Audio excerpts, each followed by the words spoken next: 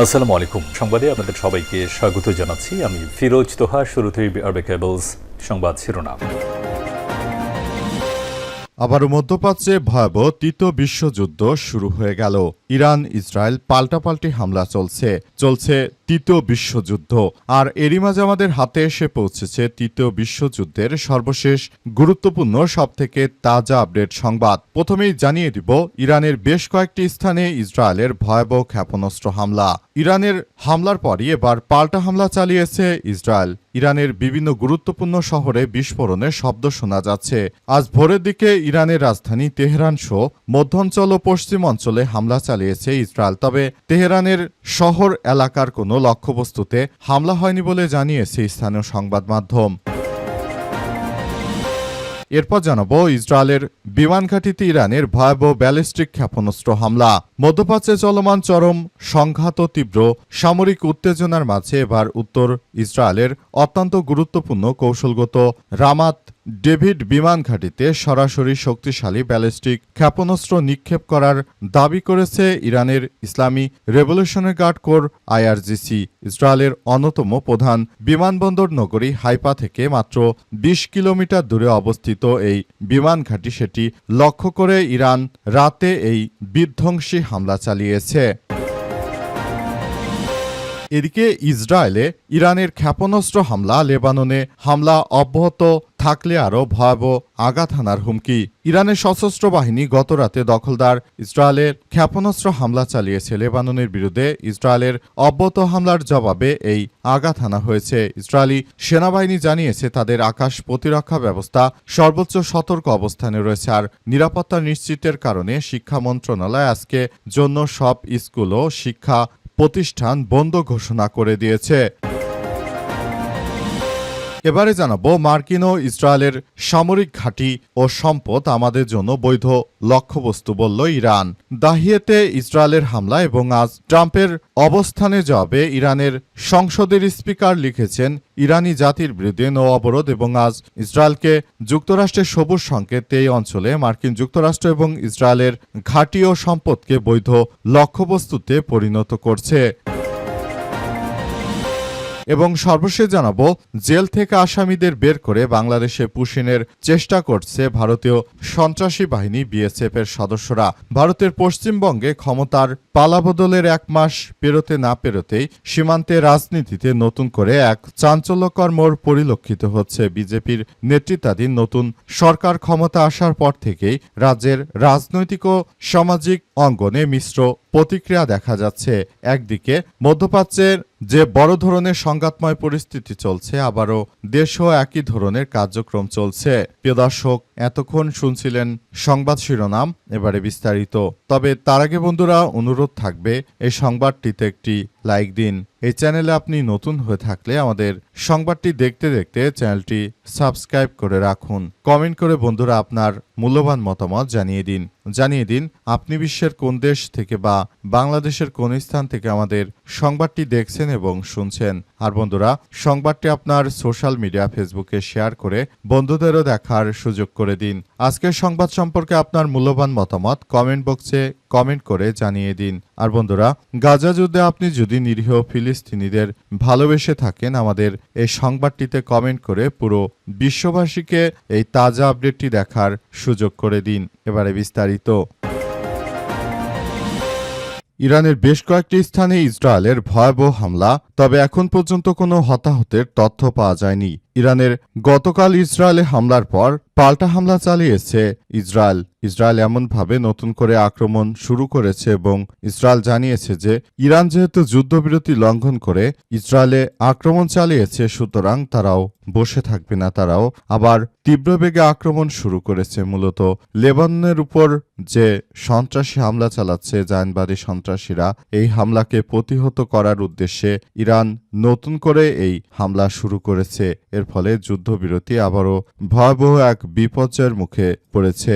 নতুন করে এই সন্ত্রাসী আক্রমণ শুরু করেছে জায়নবাদী সন্ত্রাসীরা। জায়নবাদীদের উদ্দেশ্য হচ্ছে যে তারা মূলত আবার একটি ভয়াবহ বিপর্যয়কর পরিস্থিতির সৃষ্টি করতে চায়। পরিস্থিতির মধ্য দিয়ে তারা মূলত নতুন করে এক সন্ত্রাসী কার্যক্রম শুরু করেছে। তাদের এই সন্ত্রাসী কার্যক্রমগুলো কোনোভাবেই গ্রহণযোগ্য হতে পারে না। তারা মূলত যেভাবে আক্রমণ শুরু করেছে, এই আক্রমণ সবার জন্য এক ভয়াবহ বিপর্যয়কর পরিস্থিতির মধ্যে ঠেলে দিতে পারে এমন তথ্য নিশ্চিত করা হয়েছে। বর্তমান যে পাল্টাপাল্টি হামলা চলছে, এর ফলে ইতিমধ্যে বিশ্ববাজারে তেলের দাম বেড়ে গেছে। এমনভাবে এবার যুদ্ধ শুরু হয়েছে। এই যুদ্ধ আসলে কোন পর্যায়ে যায় এবং এই যুদ্ধ থেকে আদতে কি শিক্ষা নেবে বিশ্ব, সেটি এখন পর্যন্ত কেউ আদতে বুঝতে পারছে না। নতুন করে যে কার্যক্রম চলছে, সেই কার্যক্রম আসলে কোনোভাবেই গ্রহণযোগ্য হতে পারে না। নতুন করে এই যুদ্ধ কারো জন্য শান্তি বয়ে আনবে না। ইসরায়েলের বিমান ঘাঁটিতে ইরানের ব্যালিস্টিক ক্ষেপণাস্ত্র হামলা। মধ্যপ্রাচ্যে চলমান সংঘাত ও তীব্র সামরিক উত্তেজনার মাঝে এবার উত্তর ইসরায়েলের অত্যন্ত গুরুত্বপূর্ণ কৌশলগত রামাত ডেভিড বিমান ঘাঁটিতে সরাসরি শক্তিশালী ব্যালিস্টিক ক্ষেপণাস্ত্র নিক্ষেপ করার দাবি করেছে ইরানের Islamic Revolutionary Guard Corps IRGC. ইসরায়েলের অন্যতম প্রধান বন্দরনগরী হাইফা থেকে মাত্র ২০ কিলোমিটার দূরে অবস্থিত এই বিমান ঘাঁটি লক্ষ্য করে ইরান রাতেই বিধ্বংসী হামলা চালিয়েছে। আইআরজিসি তাদের এক অনুষ্ঠানে বিশেষ বিবৃতিতে জানিয়েছে যে দক্ষিণ লেবানন এবং বৈরুতের দক্ষিণ উপশহরগুলোতে সাম্প্রতিক সময়ে দখলদার ইসরায়েলি বিমানবাহিনীর যে বর্বর ও উপচর্যপুরী হামলা চালিয়েছিল, তার মূল কেন্দ্র বা সামরিক লজিস্টিক হাব ছিল এই রামাত ডেভিড বিমান ঘাঁটি। মূলত ক্ষোভ ও প্রতিশোধ থেকে এই গুরুত্বপূর্ণ ইসরায়েলি বিমান ঘাঁটিতে ইরানের ক্ষেপণাস্ত্রের এই হামলা চালানো হয়। আইআরজিসি তাদের বিশেষ বিবৃতিতে মধ্যপ্রাচ্যে যুদ্ধের এই পর্যায়ে ওয়াশিংটন ও তেল আবিবের দ্বিমুখী নীতির কঠোর সমালোচনা করেছে। তারা স্পষ্ট করে জানায়, এর আগে হোয়াইট হাউসের মধ্যস্থতায় যুক্তরাষ্ট্রের সাথে একটি সাময়িক যুদ্ধবিরতির যে কূটনৈতিক প্রচেষ্টা তেহরান গ্রহণ করেছিল, তার অন্যতম প্রধান শর্তই ছিল যে সেটি হবে মধ্যপ্রাচ্যের সব ফ্রন্টের যৌথভাবে কার্যকর একটি টেকসই যুদ্ধবিরতি। ইসরায়েলে ইরানের ক্ষেপণাস্ত্র হামলা। লেবাননে হামলা অব্যাহত থাকলে আরও ভয়াবহ আঘাতের হুমকি। ইরানের সশস্ত্র বাহিনী দখলদার ইসরায়েলে ক্ষেপণাস্ত্র হামলা চালিয়েছে। লেবাননের বিরুদ্ধে ইসরায়েলের অব্যাহত হামলা জবাবে এই আঘাত হানা হয়েছে। ইসরায়েলি সেনাবাহিনী জানিয়েছে তাদের আকাশ প্রতিরক্ষা ব্যবস্থা সর্বোচ্চ সতর্ক অবস্থায় রয়েছে। আর নিরাপত্তা পরিস্থিতির কারণে শিক্ষা মন্ত্রণালয় আজকের জন্য সব স্কুল ও কলেজ প্রতিষ্ঠান বন্ধ ঘোষণা করেছে। ইরানি অভিযানটি লেবাননের বিরুদ্ধে জায়নবাদী শাসন অব্যাহত আগ্রাসনের সরাসরি জবাব হিসেবে বর্ণনা করা হয়েছে। ইসরায়েল লেবাননের বিরুদ্ধে ফসফরাস বোমা ব্যবহার করছে এবং হুঁশিয়ারের সত্য বৈরুতের দক্ষিণ অঞ্চলে দাহিয়ায় হামলা করেছে। প্রতিশোধমূলক অভিযানের পরপরই ইরানি সশস্ত্র বাহিনীর কেন্দ্র কমান্ড খাতামুল আনবিয়া হেডকোয়ার্টারের সতর্ক করে বলছে যে লেবাননে ইসরায়েলি হামলা অব্যাহত থাকলে তাহলে মার্কিন যুক্তরাষ্ট্রের এই সন্ত্রাসী বাহিনীকে গুড়িয়ে দেওয়া হবে। এরপরই তারা মূলত দখলদার জায়নবাদীদের উপর এই আক্রমণ চালায় এবং আক্রমণে বর্তমান পরিস্থিতি থমথমে অবস্থা বিরাজ করছে। মার্কিন যুক্তরাষ্ট্র এবং দখলদার ইসরায়েলি সন্ত্রাসীরা তারা মূলত যে ধরনের কার্যক্রম শুরু করেছে, এটি সারা পৃথিবীর মধ্যে এক ভয়াবহ পরিস্থিতির সৃষ্টি করেছে। পরিস্থিতির মধ্য দিয়ে আমাদের সবাইকে এগিয়ে যেতে হচ্ছে বলে তারা উল্লেখ করেছে। তবে এই মুহূর্তে আবারও ইরানে পাল্টা আক্রমণ চালিয়েছে জায়নবাদী সন্ত্রাসীরা। এ অবস্থায় পুরো পরিস্থিতি এখন থমথমে অবস্থা বিরাজ করছে। শেষ পর্যন্ত এই যুদ্ধ হয়তো আবারও একটি বড় ধরনের যুদ্ধে গড়াতে পারে বলে এমন আশঙ্কা করা হচ্ছে। মূলত যুদ্ধ কারো জন্যই কাম্য নয়, তবে এই যুদ্ধ আসলে কোন পর্যায়ে চলে যাবে সেটি সম্পর্কে এখনো কেউ অনুমানও করতে পারছে না। একদিকে মার্কিন যুক্তরাষ্ট্র যুদ্ধ বন্ধ করার চেষ্টা করছে, অপরদিকে এই জায়নবাদী সন্ত্রাসীরা মূলত যুদ্ধ আবারও চালিয়ে যাচ্ছে। সুতরাং পরিস্থিতি খুবই জটিল আকার ধারণ করেছে। এই পরিস্থিতিতে আদতে যুদ্ধ কোন দিকে যাবে এবং এই যুদ্ধ শেষে কি হতে চলেছে সেটি এখন পর্যন্ত স্পষ্টভাবে বোঝা যাচ্ছে না। মার্কিন ও ইসরায়েলি সামরিক ঘাঁটি এবং সম্পদ আমাদের বৈধ লক্ষ্যবস্তু বললেন গালিবাফ। পাস্টুডে জানিয়েছে দাহিয়েতে ইসরায়েলের হামলা এবং আজ ট্রাম্পের অবস্থানের জবাবে ইরানের সংসদের স্পিকার বাঘের গালিবাফ লিখেছেন যে ইরানি জাতির বিরুদ্ধে নৌ অবরোধ এবং আজ ইসরায়েলকে যুক্তরাষ্ট্রের সবুজ সংকেত এই অঞ্চলে মার্কিন যুক্তরাষ্ট্র এবং ইসরায়েলের ঘাঁটি ও সম্পদকে বৈধ লক্ষ্যবস্তুতে পরিণত করেছে।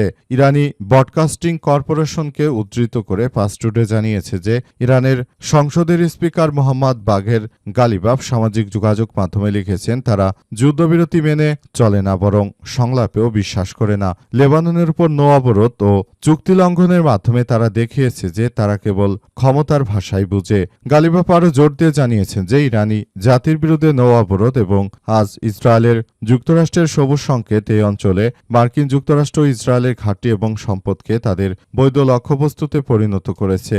আমাদের সশস্ত্র বাহিনীর হাতে বরাবরের মতোই উন্মুক্ত রয়েছে, সুতরাং মার্কিন যুক্তরাষ্ট্রের এই ঘাঁটি ও সেনা স্থাপনা লক্ষ্য করে আমাদের হামলা হবে বৈধ এবং অত্যন্ত কার্যকর হামলা বলে উল্লেখ করেছে ইরানের বিপ্লবী গার্ড বাহিনীর সদস্য। বাঘের গালিবাফ আরও জানিয়েছেন যে আমরা তাদেরকে ছাড় দেওয়ার চেষ্টা করলেও তারা নিজেরা কিন্তু কখনো এই বিষয়গুলো নিয়ে তারা ভাবেনি। পুরো পরিস্থিতি খুবই খারাপের দিকে চলে যাচ্ছে। তবে জায়নবাদী সন্ত্রাসীরা তারা মূলত যে ধরনের কার্যক্রম শুরু করেছে সারা বিশ্ব জুড়ে এটি আসলে কোনোভাবে গ্রহণযোগ্য হতে পারে না। জায়নবাদী সন্ত্রাসীরা তারা সারা বিশ্বের জন্য এক ক্ষতিকর কীটপতঙ্গ হিসেবে আবির্ভূত হচ্ছে।